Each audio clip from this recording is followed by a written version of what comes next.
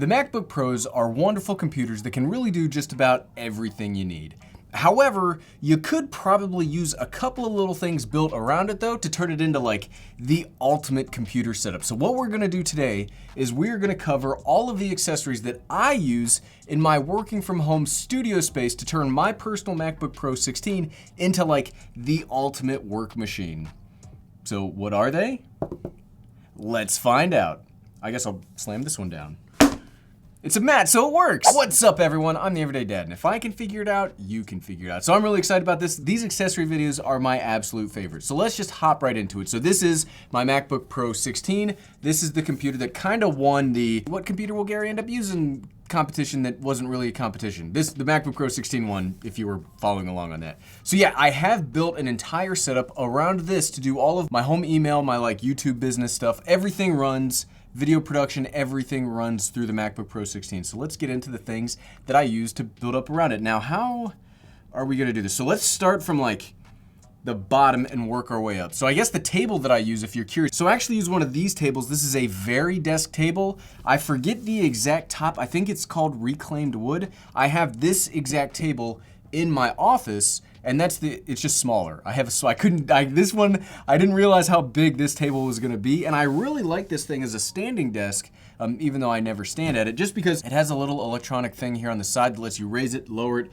You have different kind of presets. They're really expensive. The shipping didn't cost as much as I anticipated it would, but this is the desk that I use. And on top of that desk, this is a Gallaway leather, just like mouse keyboard pad thing.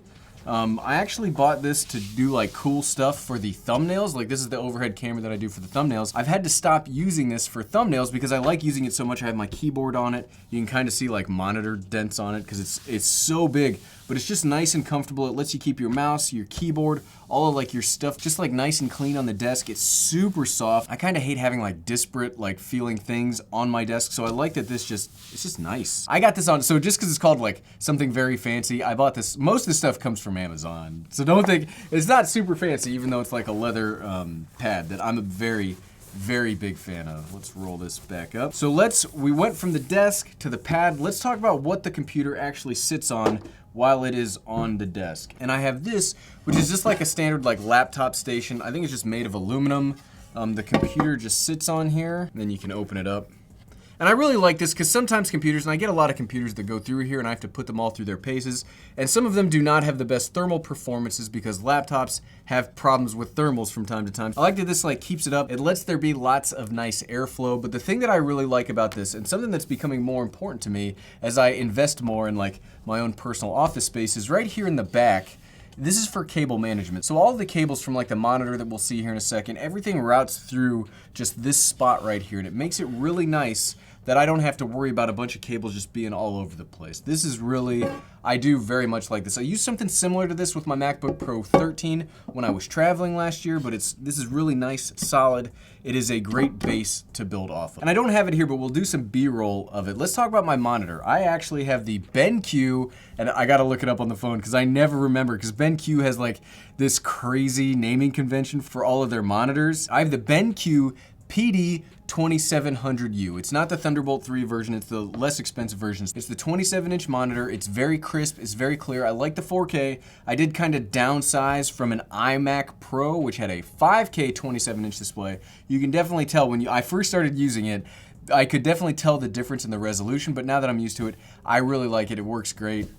It's a monitor. It's crisp, it's clear. I color calibrated it with the Spider X Pro calibration tool, so it looks great. I love it. And then right next to that, I have a set of Presonus audio monitors because I do have headphones that we'll talk about here in a second, but if I can get away without needing headphones, I just like these. They're not the best, but they were only like $100, so I like how good they sound for like spoken voice. For music, they're not the best. I still will probably, those are the things that are still on the chopping block for probably gonna get upgraded, but so far the last couple months I've had them, they've been working perfectly fine. I'm always talking about how important typing is, and what goes on that mat that we already saw is the Apple Magic Keyboard. Now I'm a gigantic, this is probably my favorite, oh this thing's gross. I use this all the time. This is probably my favorite keyboard ever. The battery on this thing lasts forever. I do not remember the last time I charged this thing. That probably means I need to charge it here real quick. But I like the typing experience. The keys are all nice and crisp. I like how it just perfectly integrates with my MacBook. You got Command, Option, Control instead of like a more traditional Windows keyboard. The typing experience is great. I like how it's just perfectly laid out. Like, this is a perfectly laid out keyboard. I like that it doesn't need any wires. I like how small it is. It looks good and it works good. And I'm trying to find that like combination of form and function.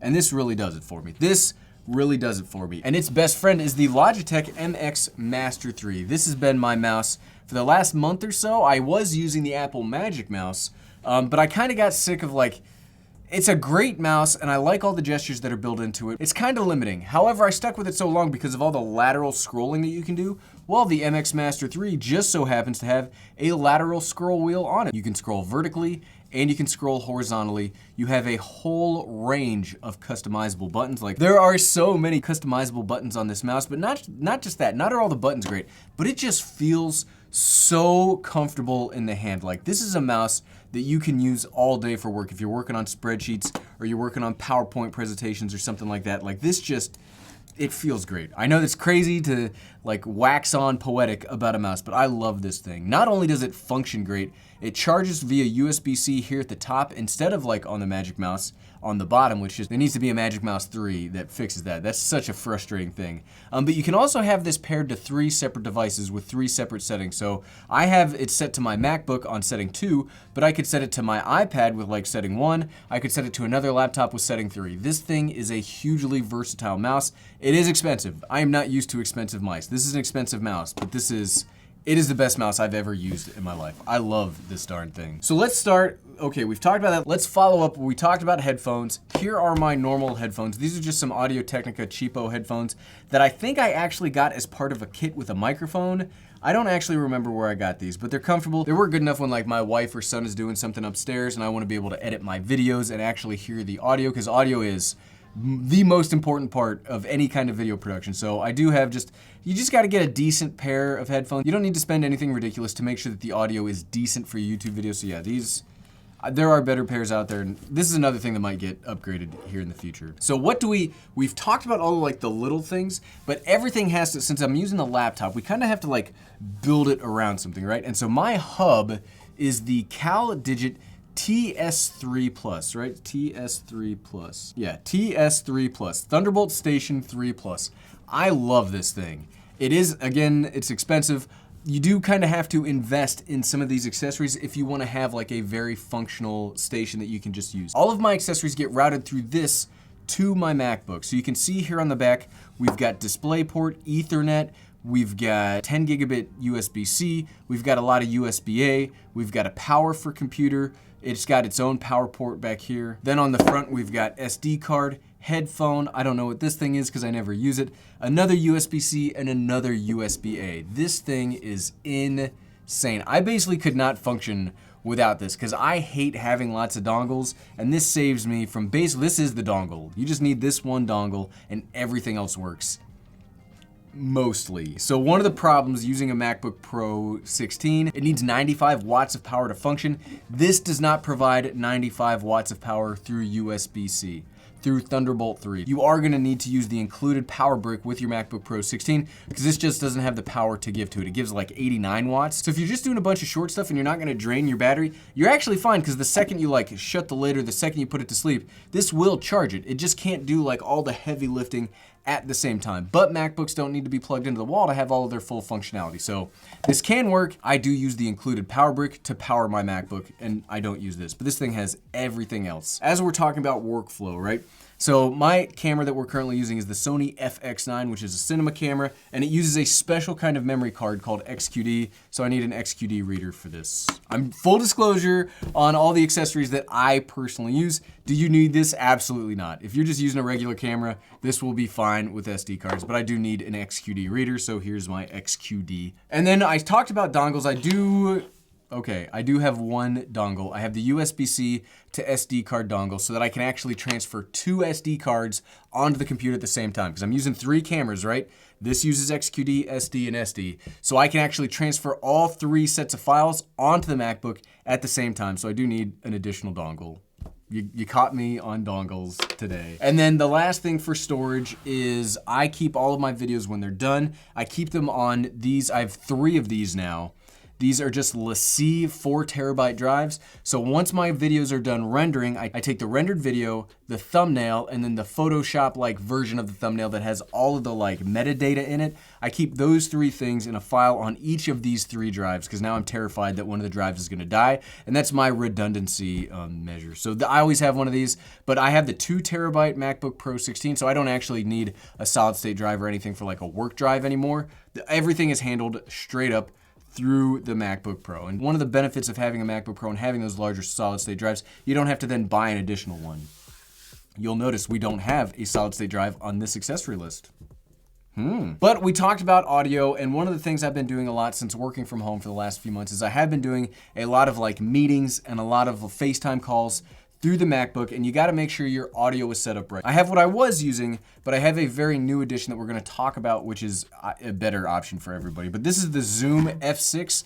This is an amazing audio recorder. This could have its own video, so very, very abbreviated. It has 6 phantom-powered XLR inputs.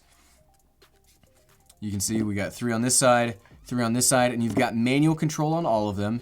It's got powered by USB-C, but also can be powered and run as an audio device through your computer through USB-C at the same time, which is what I've been using it for. It also has a full memory card slot here on the back. You can see here it natively has the ability to use the Sony, like the big Sony professional batteries, and it's just insane. But the best part is this has 32-bit float, and if you're not a big audio person, basically what that means is audio recorded on this is basically unbreakable. Like you can record super low, you can record super high, and you can recover all of that later. It's basically like audio magic. I can't explain the scientific part to you. I'm not an engineer. It's like audio magic. And then the microphone I was using with that is my old YouTube microphone. This is the Audio Technica AT875R. This is a fantastic, it's what, about 150 bucks. So it's not cheap, but this is probably the best value for dollar microphone that you're gonna get if you're looking for a phantom powered shotgun microphone. And I use these in combination very well. However, I don't use these anymore because these are kind of a big setup and I don't necessarily want a bunch of cables and stuff if I don't need them. So I just very recently bought the Rode NT Mini. So this is a USB-C microphone that I plug right into that CalDigit, but it's got great audio. It's got like insane build quality. It is heavy, but it's so good. The audio quality is fantastic. It's got a headphone out on it that you can control the gain on right here. It is just such a fantastic microphone, and it screws right into the arm that I have on my desk. So this just stays on at all times. Then I just bring it by me when I need to talk, and it goes away from me when I don't need it anymore. I'm kind of an audio snob with the expensive audio recorder for like Zoom calls, but I switched to this and I have no problems just using this from now on. This thing is fantastic. So those are all of the accessories that I use in my working from home setup here on YouTube and for all of my like personal work. What are some of your favorite like working from home accessories? We've all been working from home for months now, so I'm sure everybody out there has one of them. Let me know in the comments below what your favorites are. I'd love to hear because there's always more accessories. I love buying accessories. And if you liked this video and you'd like to see some more accessories for maybe your iPad, here's my version 2 iPad accessory video, and you can find that by clicking right here. Click, click, click, click, click, click, click. Thanks for watching.